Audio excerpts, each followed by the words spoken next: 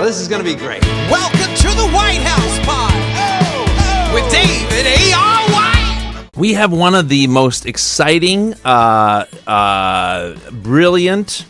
Her daughter even calls her, what is she? Brilliant. Yeah. Brilliant. Can we say brilliant more times? Well, she's brilliant. She's a comedy legend extraordinaire, movie star, TV star. Ladies and gentlemen, Charlene Tilton is an American actress, singer. She's widely known for playing Lucy Ewing on CBS's primetime soap opera Dallas, right? And many, many, many more, because I have 42 other pages. Charlene Tilton, ladies and gentlemen. What an introduction. Thank you, David. It's great to see you. Good to see you again as well. I like that painting behind you. What do you got going on back there? Thank you. Oh, that's a painting my daughter did, actually. Are you serious? Well, she's pretty brilliant. She is. She's an artist, yeah. She's wonderful. How old is your daughter these days? 40. 40. Okay, so has she been an artist in a long time? Like a painter? Yeah, she's been painting all kinds of things since she was a child, and I don't have that artistic ability, so I don't know where she got that. She's also a wonderful singer, actress, dancer, blah, blah, blah. Who was the painter in your family then? Was her dad or you, or like who? Or No, did she my mom was a little bit, but not me for sure. So, Interesting. Kids are. It's funny to see. I mean, Dylan, you know a lot about kids. You have a lot of them, right? Sure. I have this many. Charlene, how many kids do you have? Do you just have one, or do you have more? Just cherish.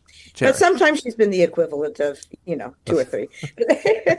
Just cherish. And she has 2 little boys, so I'm a grandmother to a 3-year-old, a 4-year-old, and a 7-year-old. So it's wonderful. All right. So where are you out of, Charlene? I'm in Nashville. Nashville. And how long have we lived there?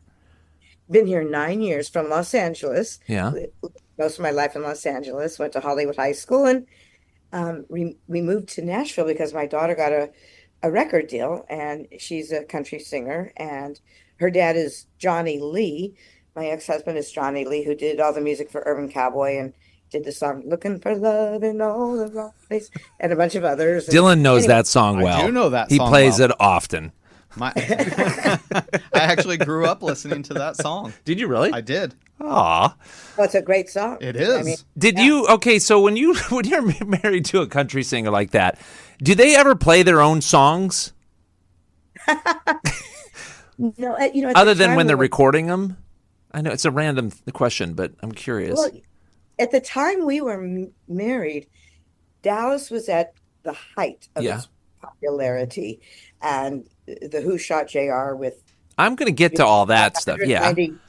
And he had just had 5 platinum albums, and he was the number one, and it was insane. But I was at his shows a lot. He was performing a lot, so I don't know that he played his music a lot, but he listened to a lot of Johnny Mathis, and he liked things like that too. Different things. I took him to see Lena Horne. He loved that. So yeah, that's cool.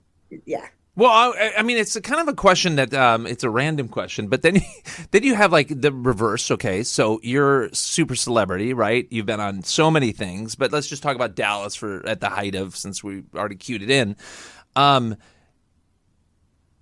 Did you ever play that on your television? Like when is it ever playing in your home? When you come home. Or is it like, as a celebrity, are you kind of like, oh no, I did that. That needs its own compartment. I'm not bringing it into my home. No, Or is it on the television every what day was Dallas on? It was on Friday. Friday. No, to this day, I have not watched every episode of Dallas. Well, there are a lot of them. Sometimes during lunch, I would go, and especially when I first started the show, I would go to the editing bay and the editors, because I wanted to learn the process. And the editors were very nice and would let me sit and watch them. They would explain why certain shots would come in. But during the pandemic, I was watching my little grandsons, and my daughter. Are they big Dallas fans? No, not my little grandsons, but I was watching. Dallas had started rerunning during the pandemic on Amazon, and it became huge on Amazon. So my daughter had gone out somewhere, and she comes back in. The little boys are asleep, and I'm watching Dallas. And she says, what are you watching? I go, Dallas. She goes, why? I go, because it's on. It was something like Norma Desmond out of Sunset Boulevard. I'm just sitting there. This is me when I was young in a bikini. It was like kind of weird. um, yeah, but well, they did it. Didn't they do like how many read things of Dallas? Obviously, I remember how many. They did a reboot on TNT. And I'm not sure how many seasons. I only did a few episodes of that. I was doing a TV show in London at the time. I only did a few episodes of that, so I really don't know much about that reboot. Yeah. Well, we know that Jesse Medcalf was on it because we had Jesse Medcalf here, and he was telling great. us, Okay. yeah, that he was on it. But Yeah, I, he was I great. feel like he said that it was like 1 or 2 seasons. I think they did 3 seasons of the reboot. It's hard to do a reboot, and if Charlene Tilton is not the main actress in it, then it's probably not going to go well. All right, so Charlene, are you originally from Los Angeles? Yes. Okay, so you grew up here. When did you get the acting bug? Like, how old were you?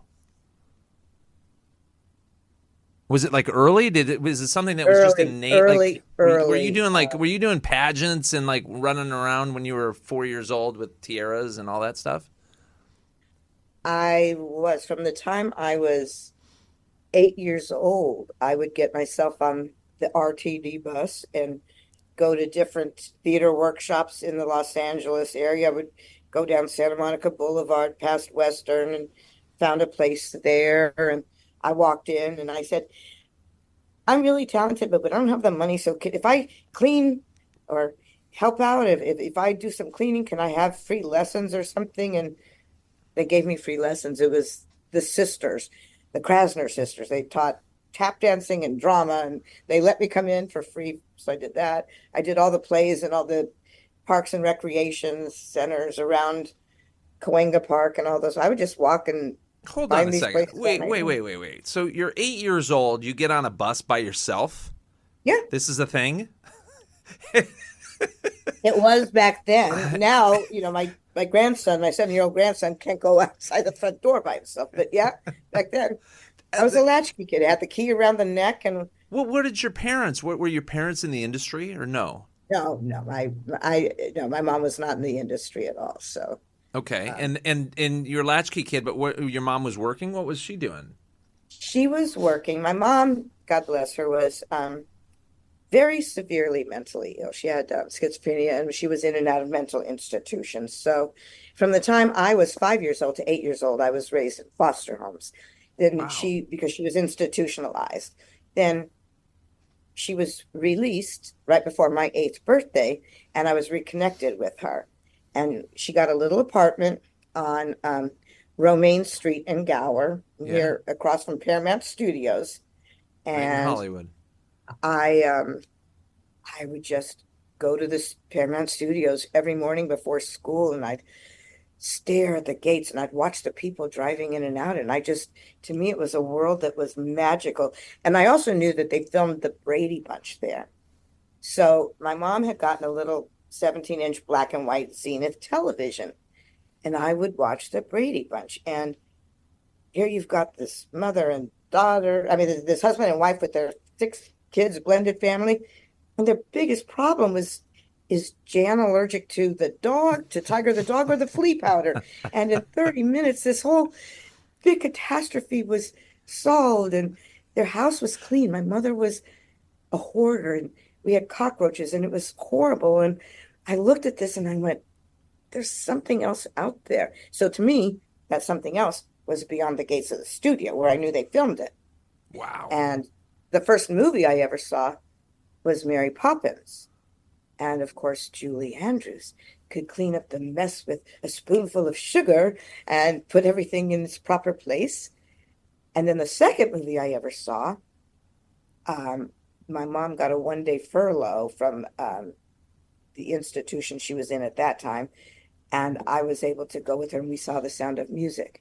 Again, Julie Andrews, making clothes out of drapes and singing and instruments. And I went, you know what? There's been a mistake. Julie Andrews has got to be my real mother. She's got to be. What? I would write to Julie Andrews, care of London, England, and I would stick it in the mailbox. I Were you in everything- school at this time as well? Yeah, Vine Street Elementary School. I mean, you had to go to school, right? That was, I mean, Vine Street Elementary School. Mhm. okay. And At that time, when I was reconnected with my mom, she got God bless her, she got a job as a secretary at an insurance firm, and she would take the bus from Hollywood down to downtown Los Angeles. She would leave at 6 in the morning. I would walk to Vine Street Elementary School, and I'd get myself home from school and hang out at the studio gates till it was dark. wow, Dylan, none of this is in here. This is not Wikipedia. Didn't know this. This is Charlene. Have you written a book? Hold on a second. Where do I have to find this? Oh, my daughter keeps saying I need to. You need to write a book. Like, wow. I mean, like, we know a lot of your professional career, but like, that's. I mean, do you like at all go out and speak to like foster homes or any of that stuff? I mean, your story is just amazing. How you went from there to. I do a lot of work with foster care. Here in Nashville, there's an organization called Love for Music City, and I've been very involved with them since I've moved here, actually. And we work with DCS and do a lot of work with the foster care. And then I work with an organization in New York as well that does a lot with the foster care system, because when I was in foster care, it wasn't great at all. And then my mom, when I was 15, had another major nervous breakdown and was institutionalized again. I forged my signature to get out of foster care. I was smart enough that I got myself out of the system. And did you just live in that apartment, the same apartment, even though your mom? No, we were evicted. Oh, wow. So I went and stayed with a friend for a while. Then I got my own apartment. I was going to Hollywood High School, and then I got a job at the Egyptian Theater making $1.70 an hour. Nice. And solid, Dylan. I got an apartment on Hollywood Boulevard, and I didn't have furniture, but I had a lamp that I found in an alley and a cardboard box, and that's it. And I kind of just stayed there, and I didn't tell anybody what was that, because I knew I would. Right. That was not legal. So. Did you have friends during this time, or were you all alone, or did you have your faith? Yeah, no, I had a lot of friends, and I was at the theater arts department at Hollywood High School. But in fact, but this part of your life was hidden, though, right? No one knew. That was hidden. Yeah. Wow. And but the boys' vice principal at Hollywood High School somehow figured it out. So he knew. I don't know what he did, but they came to Hollywood High School because we were kind of known for our theater department. And he told me, Charlene, they're casting for a series of Japanese clothing commercials. They want an all-American girl to star opposite Ringo Starr in this series of like 6 or 8 commercials for Japan for Simple Life clothing. So they're doing the audition after school. And I said, I can't. And because I have a dentist appointment or something. And he said, well, so he called me into his office later, said, oh, the dentist called and said they had to cancel. Well, so I went to the audition, and I didn't think anything of it. I mean, I knew every girl at Hollywood High was going to be there. I ended up getting it.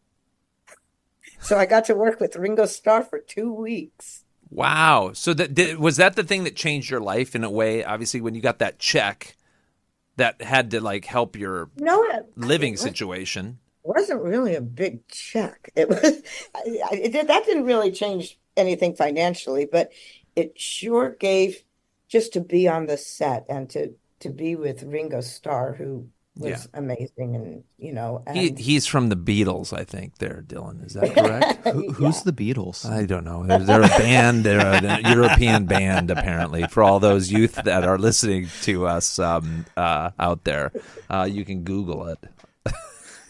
But all but then the thing that really changed for me was I was doing a play at Hollywood High School, Elizabeth One. Okay, wait a And second. Are we when we're on set on Ringo Starr? Are we 14 at this time? 16? How old are we at that for our first job? That's a good I first was job, by the I way. was I was like 14. Okay. 14, yeah. And Did you have an old soul at the time? You must have, though. I mean, it sounds like you're I was scrappy. scrappy and I smart. knew what I wanted. I was determined and I was self-reliant. I knew that I had to take care of myself. I never knew my father. He was out of the picture, never saw anything, never saw a picture of him or anything.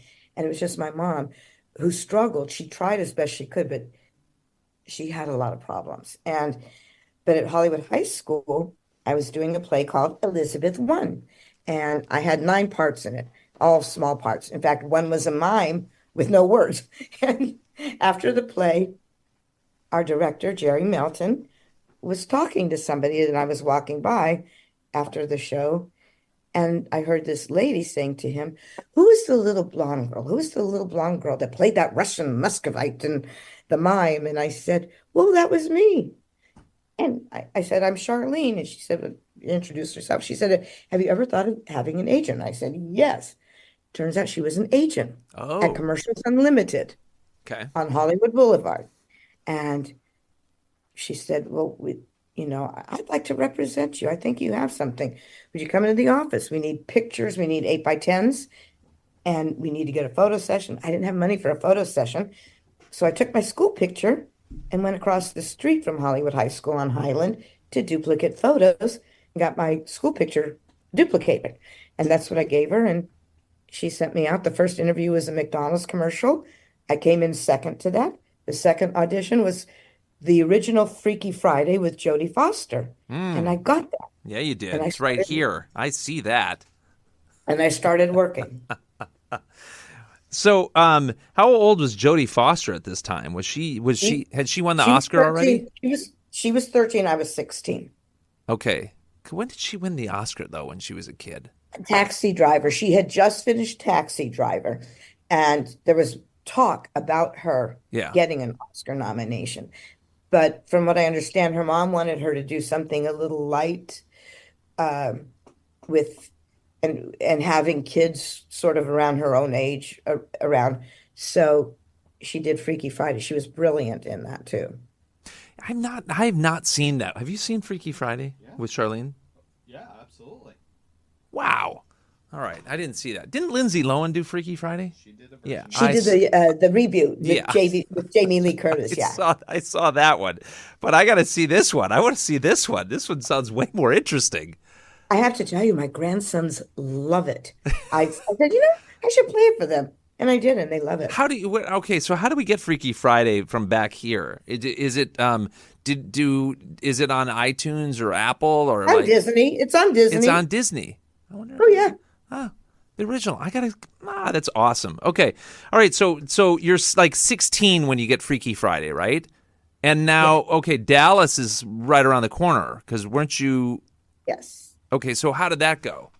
You do Freaky Friday now you've already worked with 2 incredible people, right? From Ringo to Jodie Foster. And now is your agent starting to just get a ton of requests for you to audition all the time, all over town? I did start, I was auditioning a lot. I moved from the Egyptian Theater across the street on Hollywood Boulevard to Super Shirts t-shirt shop because I was making $2.20 an hour there. And as I was working there, is when I got Dallas. I was doing different guest star parts. My agent was sending me out. And you were still working at the shirts I place. had to. I mean, I still had to support myself. And I was not, the jobs were few and far between. It wasn't enough to live on. And Okay. so I got like Happy Days and 8 is Enough and all these James at 15 and different shows that were on at the time. And I would read the drama log. It's Backstage West now. Yeah. Read the drama log every week, and they would sometimes have casting notices. And one of them was for a miniseries, Dallas.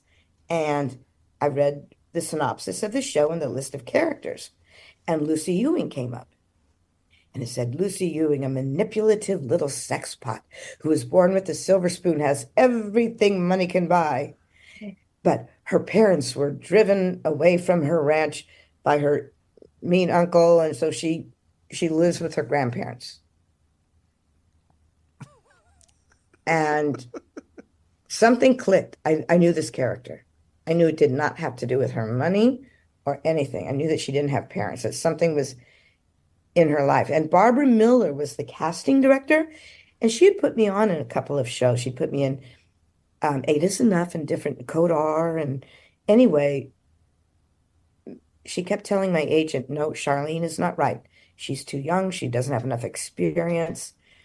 So I snuck into Warner Brothers in Burbank every day for like 2 weeks. You know, if a truck was running by, I'd run alongside it and I'd go and I'd walk to Sneak her into it. office. I said, excuse me, Irene, please tell, that's her assistant, please, just let me come in and read. Just let me come in. I did that like every day for 2 weeks. And finally, they said, I'd see the other girls there, the other auditioning, and thinking that maybe if I just showed up, they'd audition me, and they never did. They said, come back tomorrow at 5 o'clock. And I said, great, can I have the sides or script? They said, nope, just we'll give them to you tomorrow when you show up at 5. So I went back the next day at 1 o'clock when I knew they would be at lunch. And I went into the office, and Irene Mariano, her assistant, and Barbara Miller were not there. So I went in and looked through the stuff and went through the desk, and I found a script. And I took the script and I went to my acting coach, Jeff Corey, at the time, and worked with him. And I showed up at my appointed time at 5 o'clock. What And was there only one script there, or did they have like multiple scripts? no, there? it was one script. It was the first episode, but I Right. knew I got it. I got that No, but character. I'm just wondering. So you steal the script, right? You take it Yeah. away to the acting. No, there were other copies of Oh, the script. okay. No, it wasn't like the. I was no, like, but I can only imagine they're like disdain when they got back and like, Where's our script? Where No. is our script? no, and then I showed up. They and did gave have me- copy machines back then, by Yeah. the way. Yeah. You know what's interesting about this story? Okay, I'm sorry. Go ahead. You finish your beat first. Oh, well, anyway, but I walked in without the script that I stole, like acting like I'd never seen this before. So they gave it here. Here's a couple of minutes to prepare. And I said, oh, thank you. They said, are you ready? I go, yeah, I am. Because I had worked with like acting coach. And then it was bam. Like, did you just nailed it from the first time you read the lines to them? I had to go to the network then after that for network approval. Well, first of all, hold on a second. So Barbara reads you. Is she blown away with how good you are? Like she can't even, because she's been dodging you for weeks, right? And then all of a sudden, bam, you come in, you know it. Well, Leonard Katzman, our producer, was there, and David Jacobs, the creator of the show, was there. And it was a small office, and I went in, and I didn't really get a sense of anything. I thought I did well, but then I got a call to say to go to CBS for the network executives. And I did, walked into that room. And at that time, it was between myself and Terry Nunn, who's the lead singer of Berlin. And it was between the two of us. We're apples and oranges, completely, different types. And Yeah. but You I nailed walk it. into this room, there's a semicircle of executives in suits, and they go, okay, read. And I go, now? They go, yeah. I go, okay. And I ended up getting it. So Wait, what? You got it? I did. I got that part. All right. So, how fast do you find out that you got it after you read? You read for Dallas back in the day, Like a couple of days. It was pretty soon afterwards. A couple of days. and you had Because already at that booked. Had you already booked like probably 10 shows or 5 shows? Because it seems like you had booked from Happy Days, 8 is Enough, Freaky Friday. Yes. Like you had done a lot. Like you were used to you audition, you wait, boom, you get the Yes. call. And Yeah. okay, so you're renting your own apartment, right? At this time? Yes. How did you sign the lease were there things as leases back then? Like that you had to like, or are you paying in cash to this landlord? How do we do this? Well, You're the reason I 16 got years this- old and you're renting an apartment in Hollywood. Well, the reason I got this apartment is because, my friend who Across worked from at the Super Egyptian Shirts- theaters, let's be Yeah. honest. Actually, my friend who worked at Super Shirts across the street from the Egyptian theater, I met her, and that's how I got my job at Super Shirts. But she lived in this apartment, so in the apartment building. And I said, they're not going to rent to me. And so she goes, yeah, they will. The manager was a very, very sweet lady. She was the manager of the apartment complex. She was a exotic dancer, and she had a bit of a drug problem, and she didn't care. It was Okay, so this is interesting. Okay, we got to just take a break here for 2 seconds. You think about, okay, I come into town, I'm 19, right? In the 90s. Okay, I know it's weird. I know everybody thought I was like, it was like 2010 when I arrived when I was 19, but I'm a little bit older than that. All right, so it's the 90s. That's when I arrived, right? And there is such a thing as Dramalog. Dramalog's massive. I remember looking back things, doing the same audition stuff that you did. And it looks like you're 15. You're some years earlier. Okay, to do the math. in the 70s, yes. In the 70s, this is in the 90s. Okay, so the interesting thing about this is Dramalog is the same almost in the 70s. Though Dramalog would never in the 90s have posted that you could go to this audition or the show Dallas was going. Like it wouldn't have been. I never auditioned for a mainstream show, or something big, a network show through Dramalog. It became like all independents and all that stuff in the 90s. They had a lot of that too. They had a lot of that, independent or whatever ancillary sort of projects.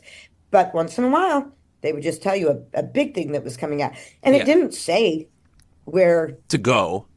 Yeah, I saw it. It and just I said saw what it was. Yeah. what it was. The And I interesting saw thing it too is that when agent. you said you took your headshot, right, and then you went over to, where did you say you went to? Commercials Unlimited. was Yeah, the Commercials agent. Unlimited still around, but Yeah. the other one was the where you duplicated your headshots. Oh, duplicate photos. Yeah, across the duplicate street from- photos. I remember going to duplicate photos and getting on my 8x10s and doing the whole thing as well, right? Yeah. And then you're auditioning in the bungalows, right? Same thing. I Yes. was doing the same. Those little bungalows. There's no room in there, and you're just Yeah. But what's interesting today with the industry now versus then, right? Dramalog's gone. It now is this Access Actors Access, I think, Right. is online. Is how, just for all you young actors out there who are listening to the story and thinking, how in the world does this work today? Or Backstage, who's online now too. Oh, Backstage is still there. Okay. Yep. And then duplicate photos is kind of out. Now it's all you just upload your photos, right? Nobody comes in with photos hardly ever. When we do auditions, nobody ever does. We hardly ever do auditions, but that way. It's almost, it was like sweet time in Hollywood that was just different than it is now. I'm not saying now is not, I'll be curious in 20 years when you hear stories from kids who are 20 years old today and how they ended up getting some massive show or something. It'll be an interesting dichotomy of the differences. So Charlene, you've been and I'm going to come back to where we're at here, but you've been in the industry now for, Dylan, you're good at math. Like 10 50 years. years. I'm 65. Are 50 years. you serious? 50 years? Yeah, I'm 65. I mean, you did start when you were 8 years old, let's be honest. But okay, so 50 years, and you've watched these things, these iconic movies, TV that you have done, right? And they're redoing them again, right? Here we go again with Freaky Friday. Here we go again with Dallas. Here we go again. I'm sure there's like 14 other things that you've been in that they've redone because they were so iconic. My question to you is, how do you feel about the industry today versus then? And how have you progressed over that, being such a massive star on the covers of everything, not to mention, all the high school boys had posters of you. How has that transition been over the years? I know that's a long question. I'd be lying if I said I understood what's going on now. I've been fortunate enough to be working kind of nonstop. Yeah, you've never stopped, have you? What's the But longest time you took off? I took a lot of time off because I was a single mother raising my daughter, but when she's out of high school and stuff, and she's doing great with her two boys, and so I'm starting to work again. But I don't understand. I don't understand the self-taping part of it. I don't know how to upload my own things.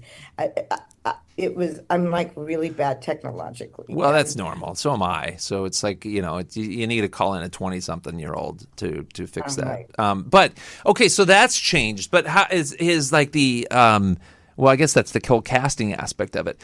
But even like all those people that you knew execs because you knew a ton of them right along the way, are they still there, or have you just watched the new regime come in and in and in? I think there is a new regime, and there's so much more product now.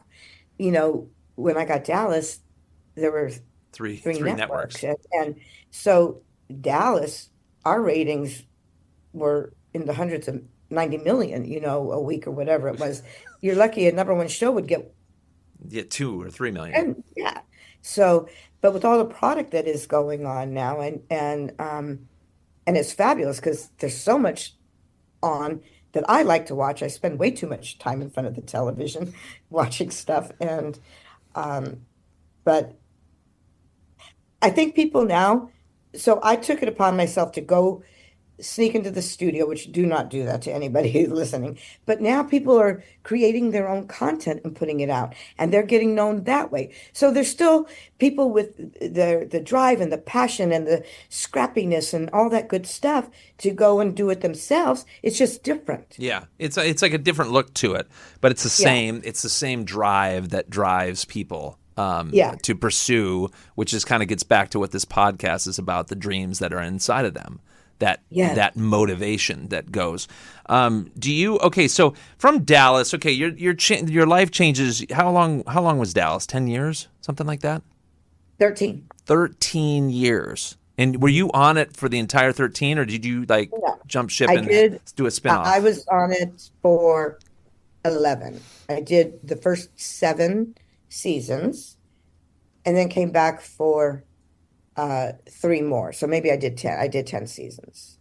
Okay, so I mean that's a lot. Were you doing movies in between, or was that solely your career at that point? And doing Battle of the Network Stars and things like that.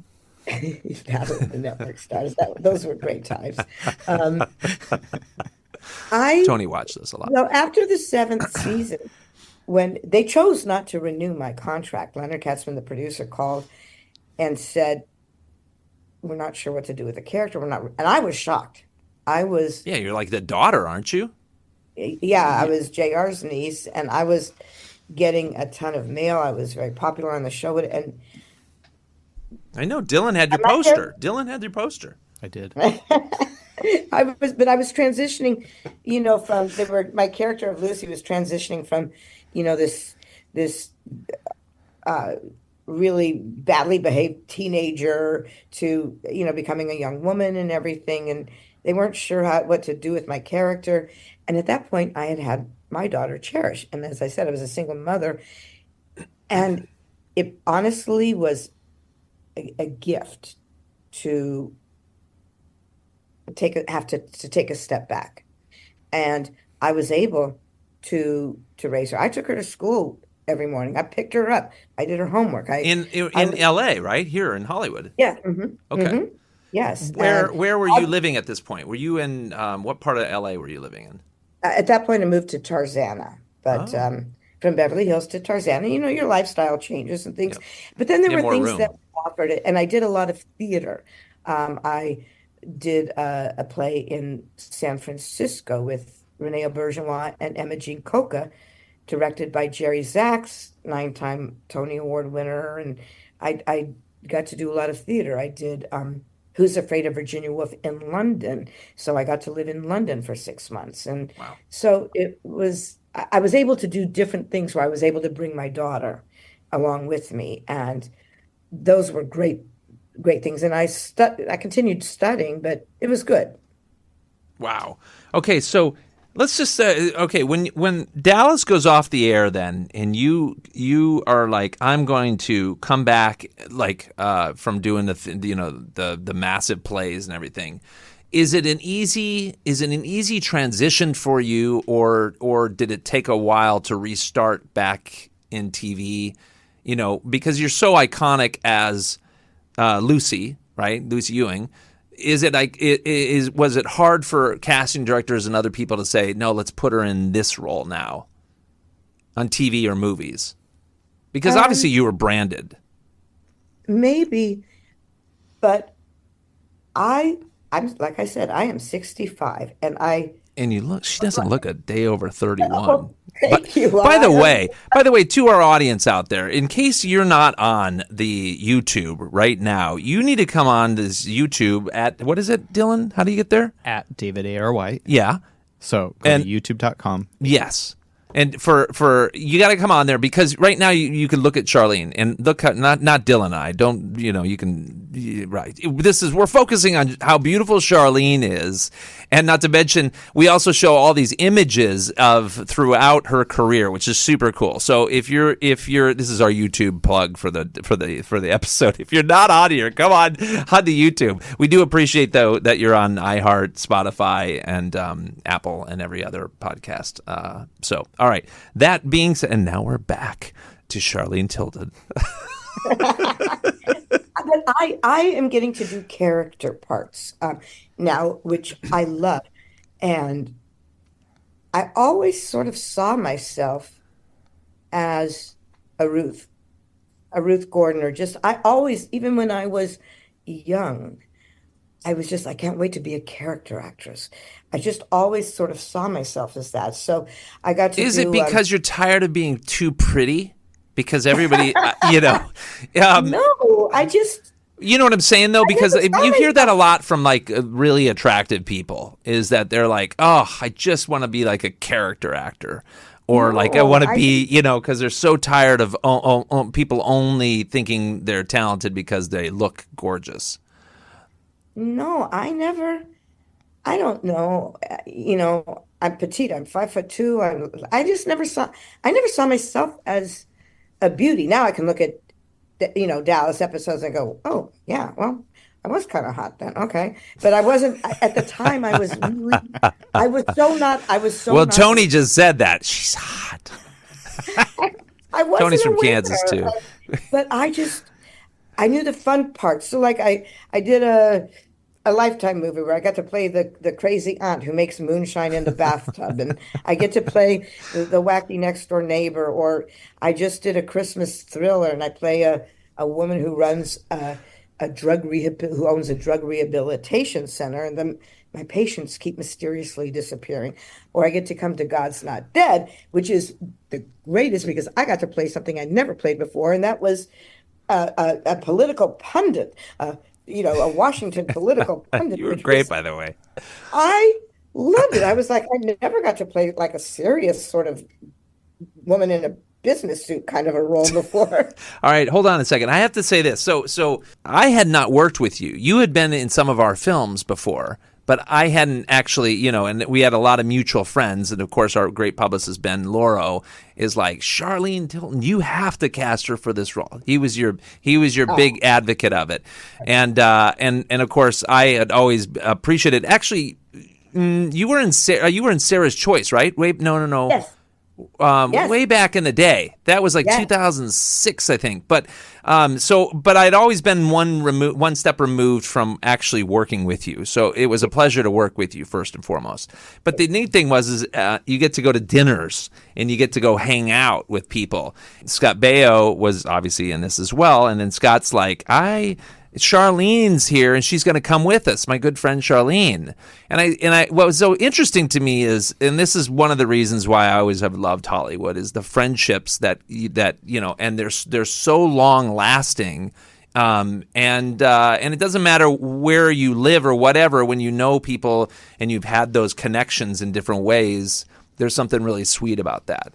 And so I loved that. I was like, Scott, how do you know Charlene? And that was the interesting thing about how did you guys connect? And here it is. I'm looking at this going, you were on Happy Days way back when. Is that when you met Scott?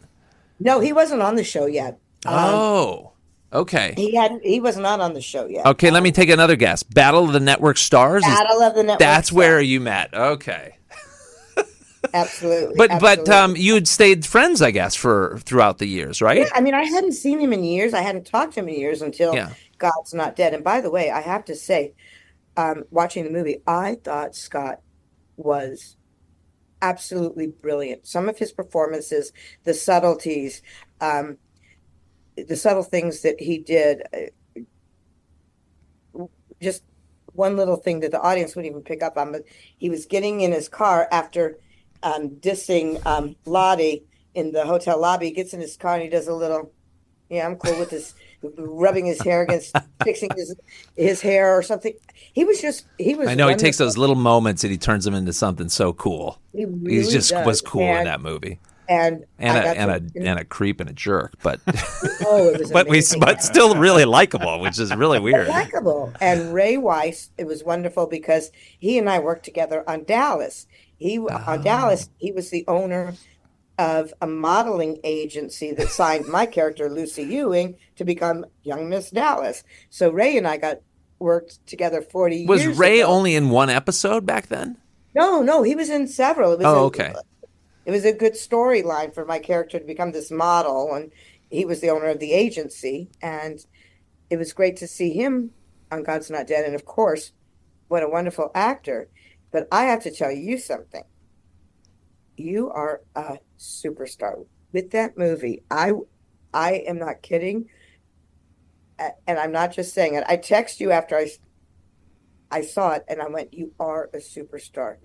You could be a politician if you wanted. There is something." So you were so wonderful. Everything you did in the movie and all those speeches and your journey from not wanting to run and then deciding that you needed to and doing it, and the end of the movie. I went and watched the movie by myself. It was a rainy night in Nashville, and I went to the Regal Cinema. So I went by myself. I just had sweats and a baseball cap on and went and sat in the theater. And the theater was 3/4 of the way full. And I'm just sitting there watching the movie. And at the end of the movie, everybody applauded at the movie. How often does that happen? Not a lot. And honestly, you evoked something in these people with the message that the movie had and your performance. You got the people in that theater applauded, and hats off to you. That was amazing. They loved you. They loved your character. They loved what the movie stood for. It was so wonderful to be there and to experience that in the theater. Thank you, Charlene. That's so sweet of you. And it actually means a lot to me, especially coming from you. Somebody who's been in the business for so long. It's a great movie, and it's an important movie. I know the movie sort of focuses on Christians as Christians need to go out and exercise their right to vote. I think everybody does, and I think I've been a political junkie though since I was in junior high school. For some reason, I couldn't wait till I turned 18 to vote. I couldn't wait. I love politics.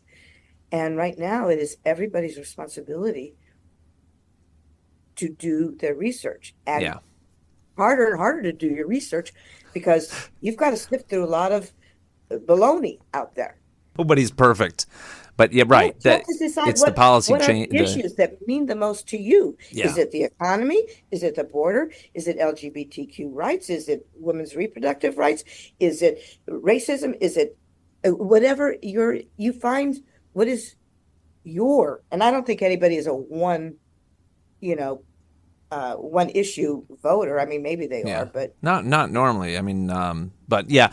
Okay, hold on, Charlene. So they're giving me a 2-minute warning right now. oh, okay. So, but I thank you for that. And the movie's available now on go to godsnotdead.com and you can find it. But it's also out there now. People will be able And to it'll watch be on it. PureFlix. Is that correct? It will be on PureFlix as well. Yeah. Yep. So I have another movie on PureFlix that it was one of my favorite movies I've ever done. It's called a second chances. Second chances. They changed it. It's so good. I loved it. Aw. All right, Charlene. So tell me this, because they're going to cue us into this music really quick. Okay. Tell me this though. From just as the last, I got to have you back because we still have 42 other pages to go through here. So I hope you'll come back to this show because you're so sweet and so dang talented and beautiful.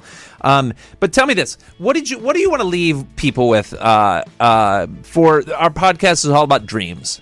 And my gosh, your story is just fascinating from the beginning part. We didn't even get to the middle or the other aspects of it, but. What do you encourage people who have a dream and they're frustrated and they don't know what to do with it? Or they say I want to be an actor, or I want to be a director, or I want to be in the movie industry in some way. What's your wise words after so many years in this industry? Well, I do believe that God gives us the desires of our hearts, and not only means He's going to give us what we desire, but He puts the desire in us. And if we feel like we have a calling or a dream, then it is our responsibility to be diligent and a keeper of those talents and to use them, take good care of those talents and use them and do the work. It's not going to happen if you just sit there. You have to step out of the box, take that leap of faith. And not every one of them happens. And I adjust my dreams. I mean, my dreams are different now at my age than they were, 20 years ago or whatever. But I still have dreams, and you have to reassess those dreams from time to time. And just, have faith in yourself. Know that God is on your side and do the work. Faith without works is dead. So you must do the work and know that you can accomplish everything God has put in your life, put in your heart and your dreams. God's high. I believe for everyone, I pray for everyone listening that God's highest purpose for your life will come to pass. In Jesus' name, I pray that for everybody listening. Ah, wow, Charlene, preach it, sister. I love that. But I look forward to working with you again, Charlene. It was such an honor, and you're such a you're such a professional, and that's so true about the being excellent at your craft, because you resonate that. So thank you. Well, you were too, and again, just congratulations. You were so wonderful, and you got an applause from the theater audience that I watched it with. So thank you. Mwah. Ah, all right. Well, we'll leave you right now, Charlene. Until next time. Good to see you. Dylan, wow, what an amazing guest, right? She needs a movie about her life. Well, she's got to write that book. I hope she writes the book, because I would be like the first to listen to it on whatever the audio, because I don't really read too well on books, but I would totally listen to it on audio. I'd be the first to buy that thing. So, all right, well. Guys, thanks again for joining us. Charlene Tilton, you go to the YouTube. You're going to want to see Charlene and all the visuals that go along with it. Our producing plan, Dylan and his team, just make this show what it is. So we're grateful for that. And of course, you can listen to it on Spotify, iHeartRadio, Apple. Where else, Dylan? Everywhere. Yeah. You can watch it on Spotify now. Ooh, that's exciting. I love it. All right, guys. Well, God bless you. And as Charlene Tilton said, follow those dreams and be excellent at it, and don't stop, because with God, all things are possible. God bless you guys. See you next time.